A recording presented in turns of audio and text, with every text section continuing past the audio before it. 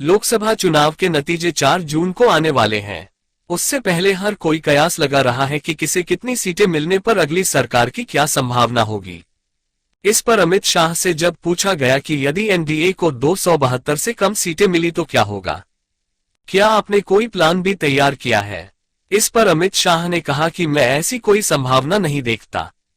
यदि एनडीए की 272 सीटें नहीं आती हैं तो आपका प्लान बी क्या है? प्लान बी तब बनाना पड़ता है जब प्लान ए में 60% से कम संभावना हो। मैं निश्चित रूप से मानता हूं कि 100% मोदी जी प्रचंड बहुमत के साथ जीत कर आएंगे। पूरा देश चाहता है इस देश सुरक्षित हो, ये देश समृद्ध हो, इस देश का दुनिया में सम्मान बढ़े, ये देश आत्मनिर्भर हो, ये देश विकसित भारत बने और हर भारतीय चाहे गरीब से गरीब हो, चाहे कितना भी धनवान हो, ये सभी मानते हैं कि 10 साल में दुनिया में देश का सम्मान बढ़ा। अमित शाह ने कहा कि प्लान बी तब बनाना पड़ता है जब प्लान ए के सफल होने की 60% से कम की संभावना हो। अमित शाह ने कहा कि मैं मानता हूं कि मोदी जी प्रचंड बहुमत के साथ जीतकर आएंगे।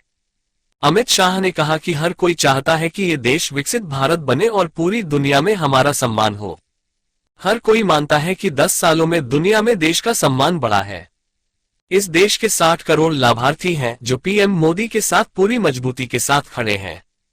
इन लोगों का न कोई धर्म है और न जाति है, न ही उम्र है। हमने 1,41,00,000 महिलाओं को लखपति दीदी बनाया है। हमने देश के 4 करोड़ लाभार्थियों को आवास दिया है और 3 करोड़ देने वाले हैं। 32 करोड़ आयुष्मान कार्ड दिए हैं। होम मिनिस्टर अमित शाह ने तमाम स्कीमें गिनाते हुए कहा कि 14 करोड़ घरों तक नल से जल की सुविधा पहुंच गई है। हमने 12 करोड़ शौचालय दिए हैं और 14 करोड़ लोगों को गैस कनेक्शन मिले हैं।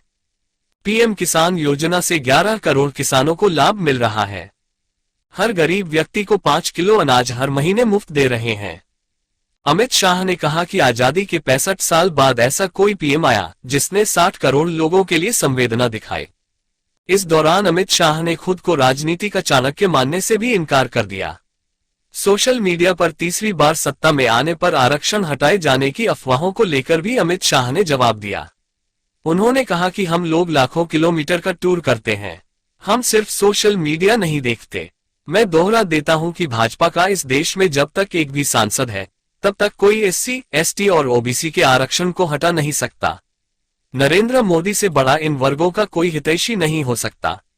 ताजा तरीन खबरों को जानने के लिए अभी टाइप करें दिव्य दिल्ली न्यूज। नीचे दिए गए सब्सक्राइब बटन को दबाएं और नोटिफिकेशन के लिए दिए गए बेल आइकन को क्लिक करें। हमारे वीडियोस को लाइक, शेयर और कमेंट करना ना भूलें।